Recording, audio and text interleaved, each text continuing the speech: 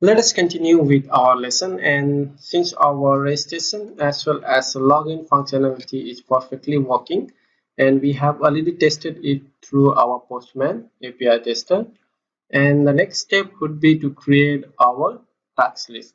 So we'll be creating a to-do task. So for that we need to create a database table. So if you go over here, currently we don't have any in the PHP Maestro. If you go here, we don't have any table for to store our task list. So let us create a table first. So let's go back to our PHP Maestro and let's go to a terminal over here, and let's open a terminal over here, and let me open a new terminal over here. Let me close this one. Here let me create let me run the command php php artisan to make a model. So php artisan make model, and the model name, let's say task, and dash m or hyphen m will create a migration file. So the migration file is will be stored in a database migration, and we will create a new migration file from where we can set a database schema to create our database table. And currently we have one model which is of user, and next is we will create a model for our tasks. So just hit enter over here, and if you see, it has successfully created a model as well as a migration. So if you just go and refresh it over here, you can see the task model is created, and also a migration file to create our database schema is added. So we have already added the schema, so migration as well as a model. So let's add a schema for our database table.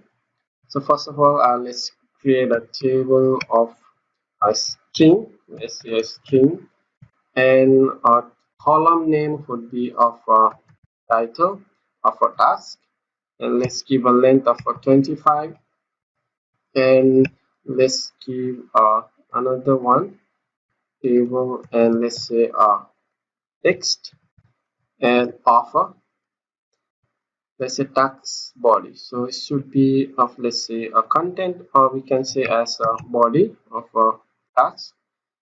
And another thing is we will need a table column of let's say a boolean of, let's say, a status,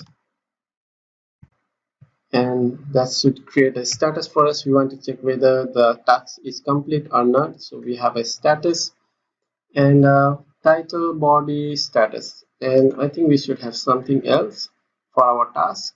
The date and time would be over here, so I think that should be enough. Title, body, and the status of the task. And I think we should need one more column that should be of a user, so which user created this task list.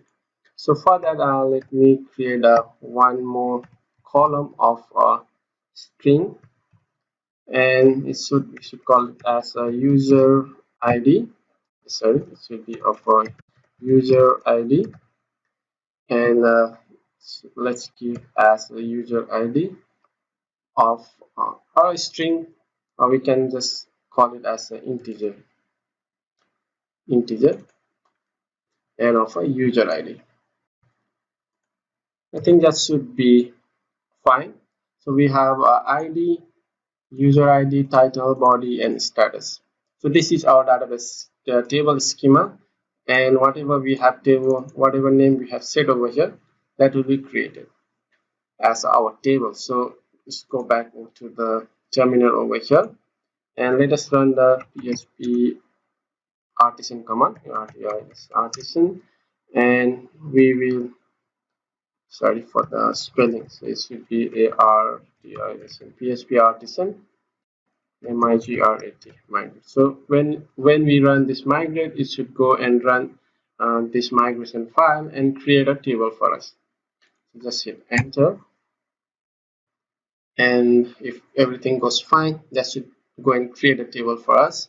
Yeah, and now let's go back to our phpMyAdmin, and let us refresh this page, and you should get a tax table over here.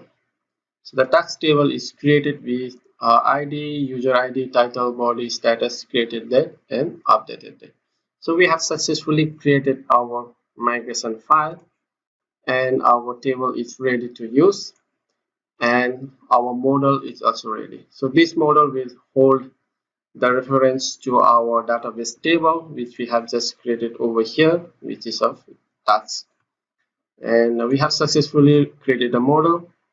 And the next step is to create a, let's go to HTTP controller, and we need to create a controller to handle all of our request and response. So for that, I will create a one controller inside this controller API. So we are working on the API side. I will go create a controller inside this API. So for that, I will just go over here and I'll just run a command of PHP artisan and say as a make controller, CONTROLLER, make controller, and controller I'll make inside the API slash, and API and should be of a task.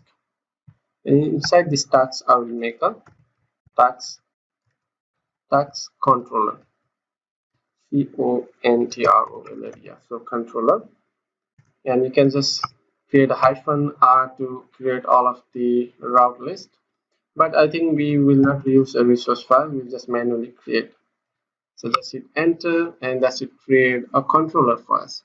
So from the controller we can control the response, request and response, and we can talk to our model to retrieve the data. So let's go inside the task, and the task controller is created for us. And now we can go and create a function over here to retrieve the data as well as to store the data in our task table that we have just created. So before close up, I will just push all of the change that we have done over here. So let's say git status. So we have changed a lot of things. I'll just say git and add dot. It will add everything, and commit. So you commit git commit as m, and the message is added. We have added a model task, and we have added a model task, and also we have added a task as controller. So we have added a task added model task as well as a task controller. Just hit enter, and that should we have committed the change. And let's go to the VSN and go to the Git and push it. So we'll push this one to the GitHub. Let's push it, and that should push everything to our GitHub project. And if you want to go and check, we can go to the GitHub over here. Let's go to the to do, and let's go to the pull request. There it should compare and pull request. So just click on this one, and you should see a lot of commit that we have made. Initial commit and install and configure password, added controller for the REST session and REST session route added. So we have added, we have 1 2 3 4 5 commit. So let's let us pull request to merge it to the master. So this change has not been affected our master. So if we go to the code over here, and if we are in master, let's go to the dev branch, and in the dev branch, if we go to the app, and we have a task and a user, as well as if you go to the HTTP, we have a controller, and in controller auth API, and we have a auth and task. But if we go to the master branch, you will not find that file because we haven't committed that one. So for that, what we need to do is we need to pull a request, and compare and pull request. I want to pull to the master, compare from a dev branch, create a pull request, and it will that's the branch has no conflict and with the branch merge. So now we can merge them. Merge can be performed automatically. Just merge the pull request and just confirm it. So when you merge it, then everything will be merged to our master branch, and now you can just go back to the master branch. We are in master branch, and if you go to app, and you can see we have the two files that we have added and into the HTTP controller, and we should have now this the auth and the task. So that's it. So we have successfully merged all of our things to our master branch too. So that's all for this lesson. We'll continue with our lesson on next video. Till then, have a great day.